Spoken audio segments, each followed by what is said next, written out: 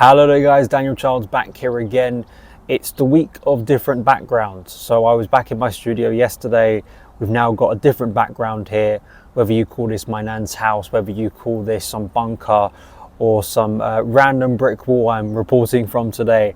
It's been a pretty mental week, it really has. And there is a belief that by this time next week, we may know the identity of Chelsea's next head coach. But at the time of recording today, it's still very, very much up in the air.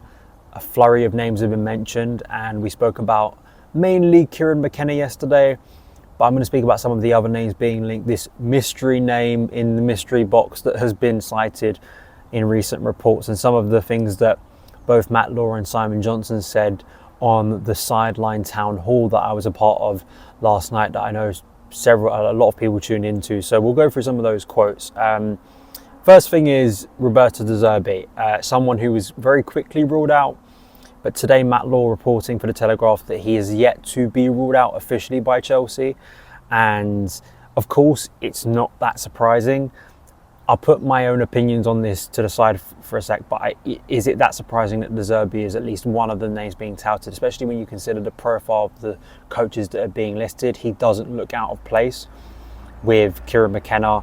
He doesn't look out of place with Enzo, Maresca, Thomas Frank. I mean, you know, this isn't a lineup of the grandest head coaches who have been coaching at the highest level, winning Champions League titles, Premier League, all of that stuff. So I don't think De Zerbi, just on that sense, if we're talking about like profile, this is a guy who's coached Brighton in the Premier League. So it's not surprising as well with Chelsea's obviously interest in personnel from Brighton since they took over in 2022.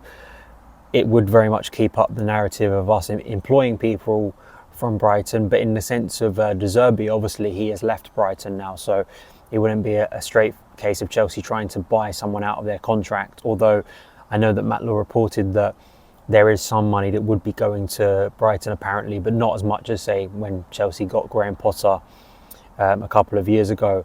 And it's no surprise because Sam Jewell, who obviously is Chelsea's new global director of global recruitment, obviously was at Brighton. Mykhailo Mudryk played under him at Shakhtar Donetsk.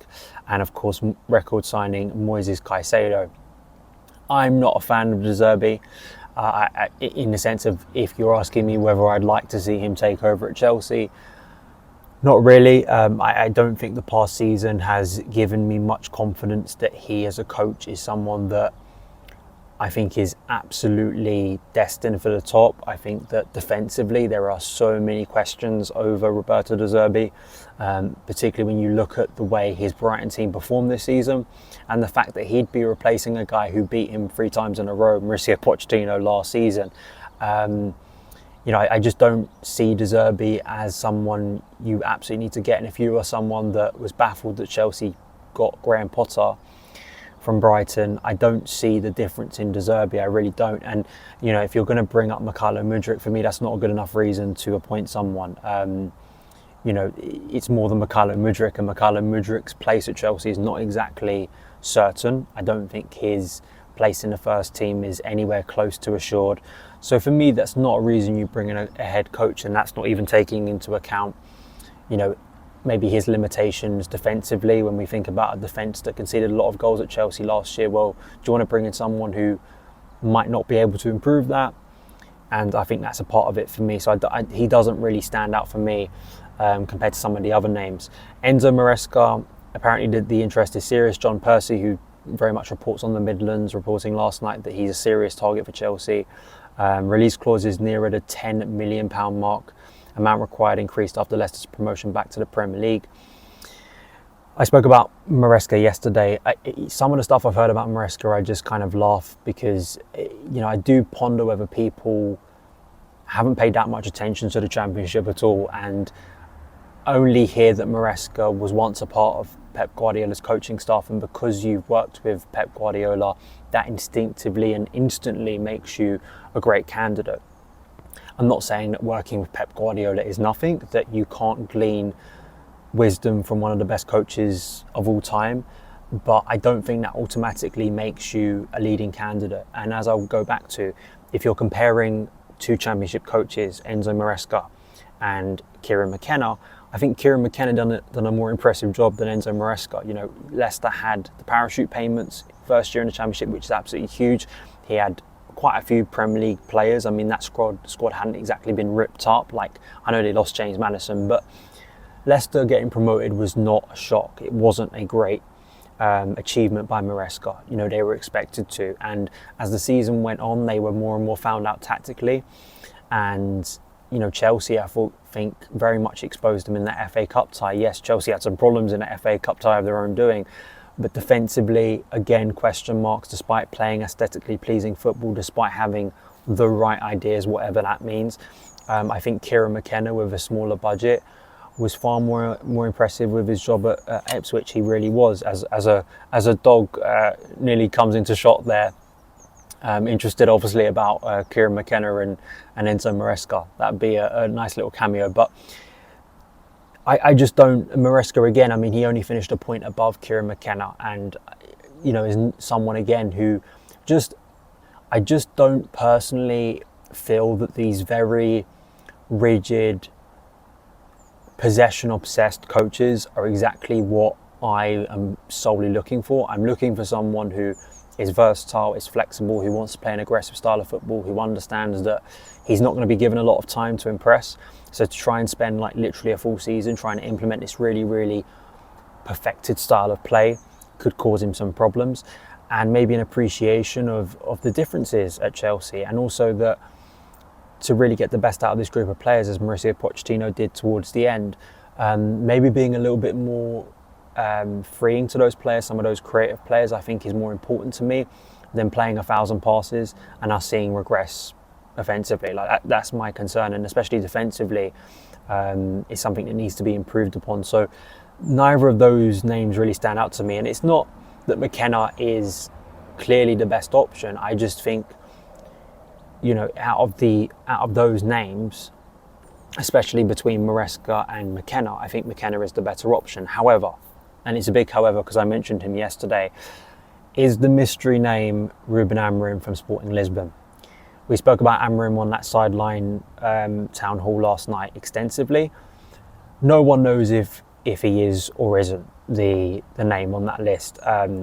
Let's go through some of the quotes from Matt Lawrence and Simon Johnson. So Matt Law believes that the new manager will be decided by the 1st of June. So that will be next week, basically. So this time next week, we might know.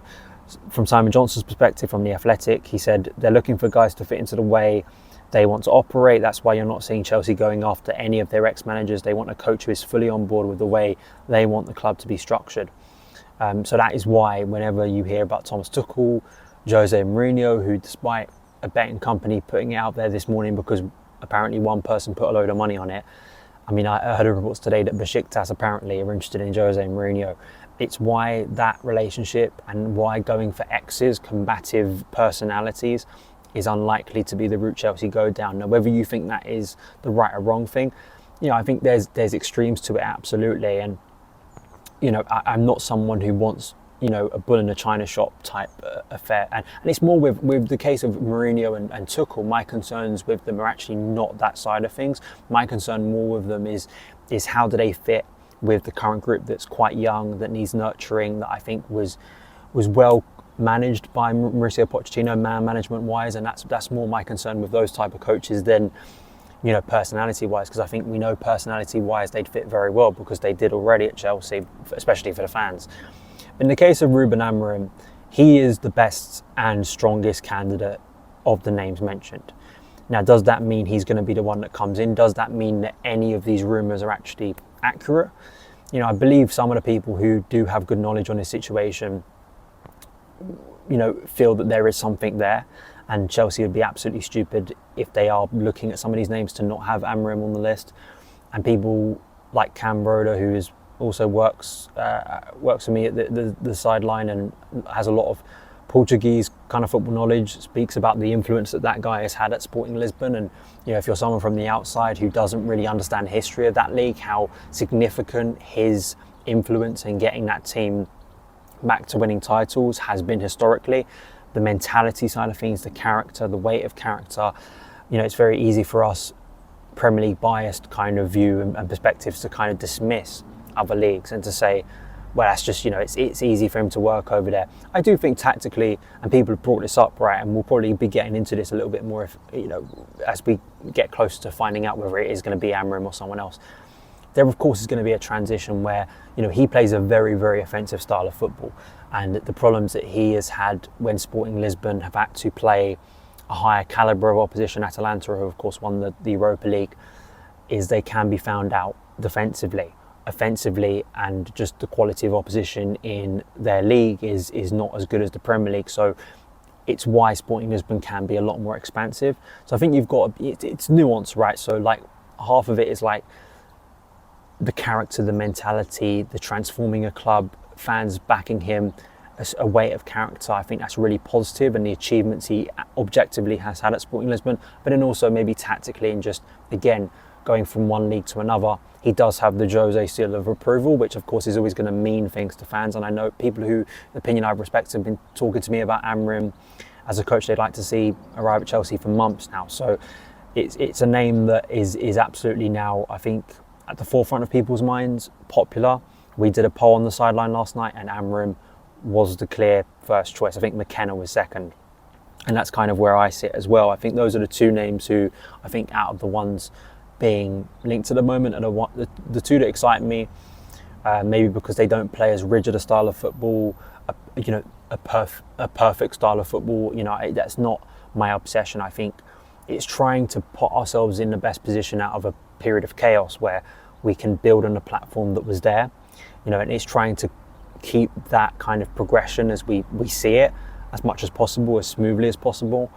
And also, hopefully, getting someone who's young, who's energetic, who's fresh, who has the motivation to come in and really grab this job by the scruff of the neck. And really, I think from a character point of view, get people galvanised behind their ideas, because that is something that still Pochettino, despite the plaudits he got and the way people were more in favour of him towards the end of the season, he never had. Can they find someone to bring that emotional connection? Obviously, another side note here is that basically Erik ten Hag is going to be sacked post the FA Cup final tomorrow. So in the case of Kieran McKenna, in the case of some of the other targets, I think Kieran McKenna is the only one in that list that I think will affect Chelsea, because obviously McKenna started at Manchester United and was in Jose Mourinho's coaching staff, and very much that was a big part of his progression as a coach before moving on to Ipswich. So I do get a sense that could be the one thing that turns McKenna's head to return to Manchester United.